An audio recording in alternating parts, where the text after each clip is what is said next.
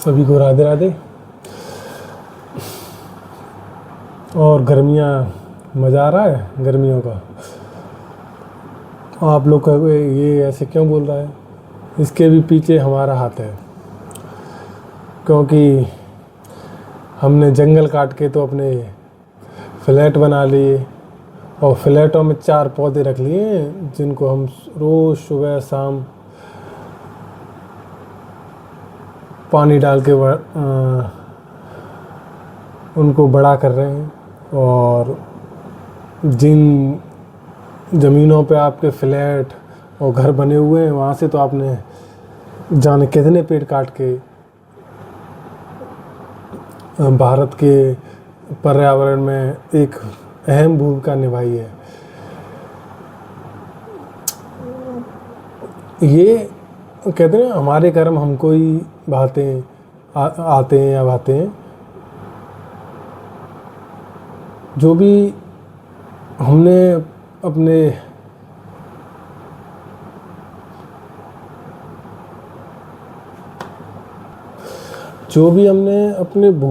भूतकाल में पेड़ पौधे और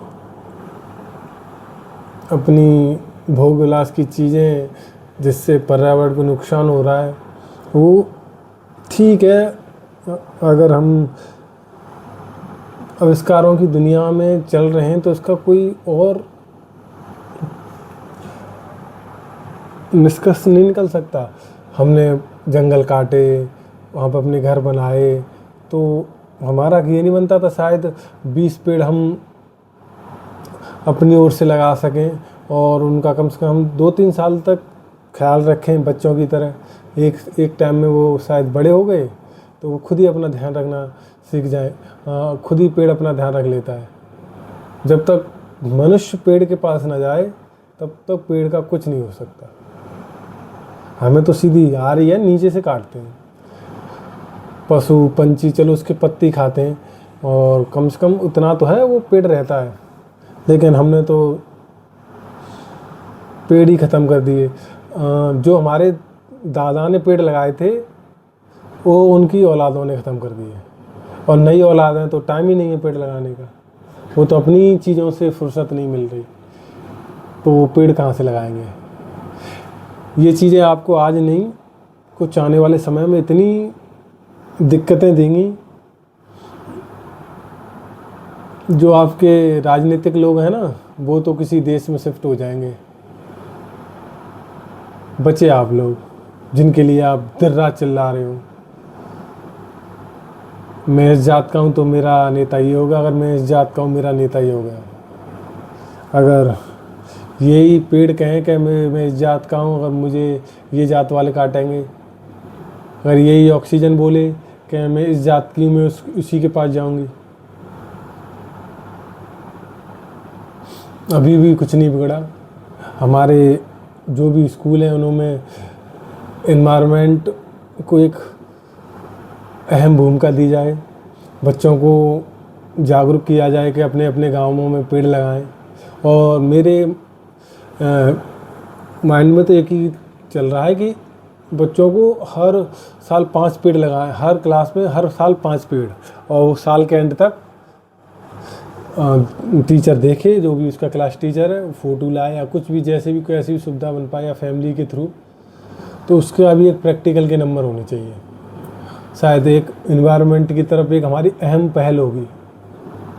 अभी तो आप घर में लाइट है एसी चला रहे हो, ठीक है, और जब सूर्य की किरणें सीधी आएंगी फिर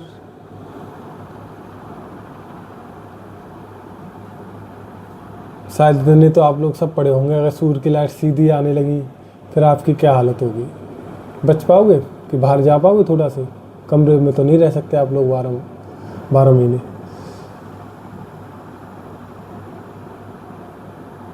और जो भी हमारा विकास हो रहा है ना, विकास थोड़ी चीज़ों तक अच्छा लगता है। हम पर्यावरण को अगर नुकसान पहुंचा रहे हैं तो वो विकास नहीं है। रोडों के नाम पर जंगल कट रहे हैं और जो भी हमारे बाप ज़्यादा पेड़ लगा गए, उनके बेटों ने 2 पेड़ नहीं लगा पाए। हमें यूथ को ध्यान देना पड़ेगा, बहुत ज़्यादा ध्यान देना पड़ेगा इन चीज़ों पर, एनवायरनमेंट के, क्योंकि किसी की भी बाबू ऑक्सीजन नहीं बना सकती और किसी का भी नेता आपको ऑक्सीजन सिलेंडर नहीं पहुंचा सकता। अभी आपने कोरोना टाइम में देखा था, ऑक्सीजन की महामारी हुई थी, जनता ही मरती है। जब तक हम अपने हक के लिए नहीं लड़ेंगे तब तक कुछ नहीं हो सकता। शायद मेरी इस वीडियो से 3 लोगों में फ़र्क पड़े और वो 3 9 में करें और वो 9 81 में करें, शायद फ़र्क आए। हर गांव में, हर पंचायत में एक पहल होनी चाहिए। अगर कोई भी पेड़ काट रहा है, जब तक पेड़ आंधी या किसी प्राकृतिक चीज़ से नष्ट नहीं हुआ तब तक ठीक है। अगर कोई काट रहा है तो तुरंत अपने नज़दीकी थाने में शिकायत करें। हम ठीक है, एक चीज़ आपको समझाता हूँ। हम अभी किसके लिए ये कमाऊ दुनिया है, सबको भी भाग रही है भीड़ के चक्कर में। किस लिए कमा रही है? अपनी आगे वाली पीढ़ी के लिए। वो आगे वाली पीढ़ी के लिए आप कम से कम पेड़ पौधे, पानी, ये तो छोड़ जाओ। अभी सेंट्रल गवर्नमेंट एक स्कीम चलाई है, गंगे नाम की, हर घर में पानी मिशन वाली। तो पाइपलाइन डल रही हैं, सब गांव में आ रहा है। ये लोग मीटर लगा देंगे, फिर आपको मंथली पैसे लिया करेंगे, क्योंकि आपके गांव का तो पानी खराब हो चुका है, पीने योग्य रहा ही नहीं। हम अगर 20 पेड़ काटते हैं, 2 पेड़ लगा भी तो सकते हैं उस जगह। अगर आप अपने नाती पंती आने वाली पीढ़ियों के लिए कुछ देना चाहते हैं तो उनको एक सुरक्षित पर्यावरण दें। और जिन नेताओं को आपने वोट दे के विजयी बनाया, वो आपके लिए कुछ नहीं करेंगे, वो बस पार्टी चेंज करेंगे। जो आज राघव चड्ढा प्लस 5 आम पार्टी के नेताओं ने पार्टी चेंज कर दी। आपके हक के लिए कोई नहीं बोलेगा, आपको खुद ही अपना हक गवर्नमेंट, अपने जिला अधिकारी को दिखाना पड़ेगा। ये हमारा हक है और ये होना चाहिए हमारे लिए। बहुत चीज़ों के लिए, पर्यावरण के लिए सेंट्रल गवर्नमेंट से पैसा आता है। कुछ काम होते हैं और बस कैमरा के सामने 4 पेड़ लगा दिए, उसी टाइम पानी दे दिया, उसके बाद कभी पानी नहीं, वो सूख जाते बेचारे। तो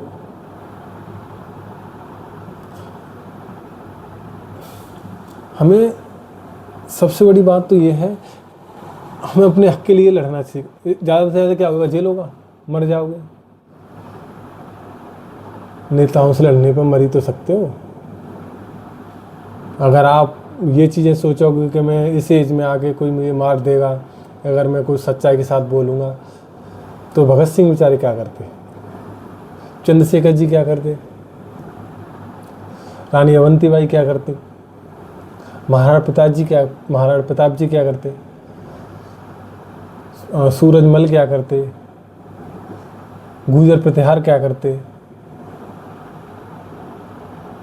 अंबेडकर जी क्या करते।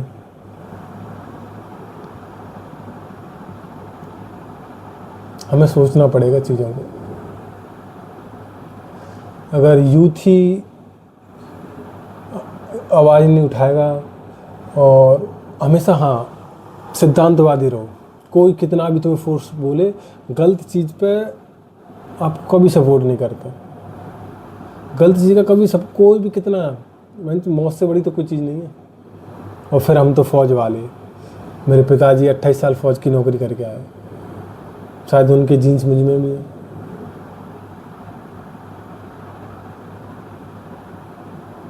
मैंने भी बहुत फौज की नौकरी देखी, पर किस्मत अग्निवीर खा गई।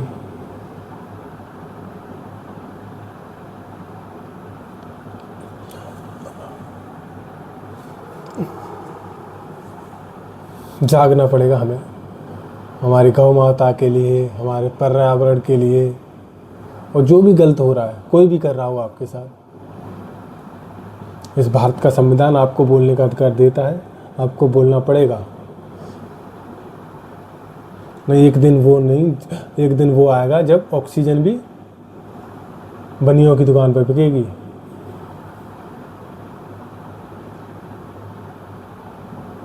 और बिक रही है, धड़ाधड़ बिक रही है।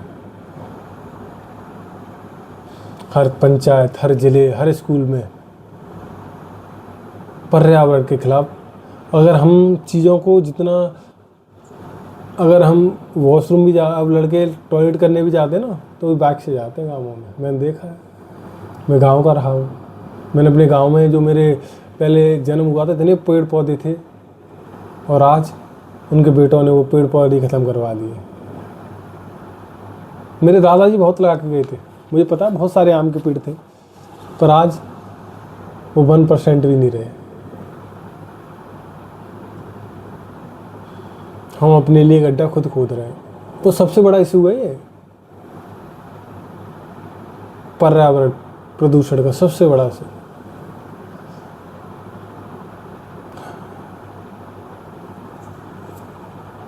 तो हमें इन चीज़ों के लिए सोचना पड़ेगा।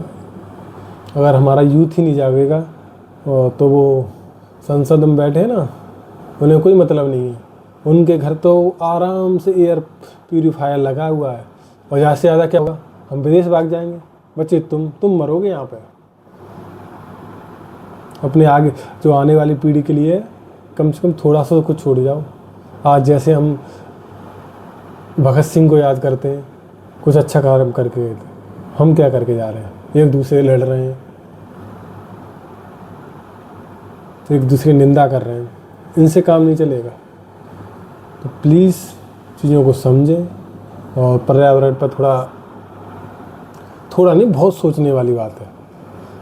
और आज मैं पढ़ रहा था हिंदुस्तान टाइम में, एक दिन में भारत में 44 मिलियन पेड़ कटते हैं। एक दिन में 44 मिलियन, उतने तो लगा भी नहीं पा रहे।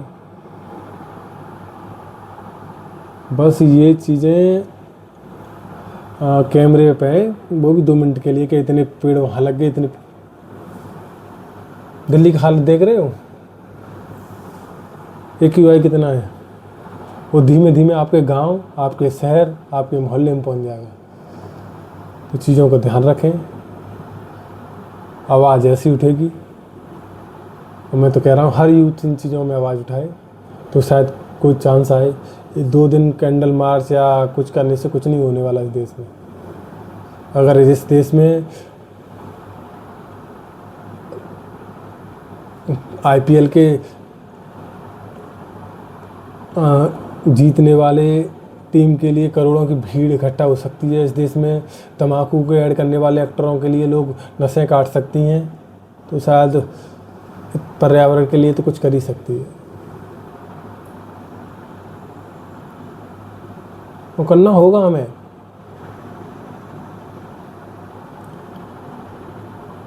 कोई आने वाला यूथ हम ही है। जो हमारे आगे वाले थे वो जितना करना चाहे वो कर चुके, अब हमें करना होगा। अगर कोई पेड़ कटता है, आपकी पंचायत, आपके कहीं पे देखते हो, अगर बिना किसी के कट रहा है, तुरंत आप पुलिस को फ़ोन करो 112 पे। और पर्यावरण अधिनियम एक्ट पढ़िए, उससे थोड़ी चीज़ें समझ में आएंगी आप लोगों को।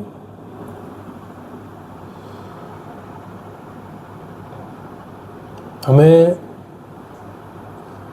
कोई याद ना रखे, पर 2 काम अच्छे कर, 1-2 काम तो ऐसे कर जाएं कि शायद हमें ऊपर जाके संतुष्टि हो कि हाँ, शायद कुछ अपने लिए नहीं, कि दूसरों के लिए करके आए, और अपनी आने वाली पीढ़ियों के लिए करके आए। तो लास्ट में यही कहूँगा, सेव अर्थ, सेव वाटर। हमें अपना पर्यावरण सुरक्षित रखना पड़ेगा, और स्कूल और पंचायतों में अनिवार्य करना पड़ेगा। अपने बच्चों को सिखाएं पर्यावरण से क्या क्या फ़ायदा है। तो लास्ट में यही, सभी को राधे राधे। और ये वीडियो कोई देखे भी ना, पर हम ऐसे ही बनाएंगे, क्योंकि हम आने वाली यूथ है।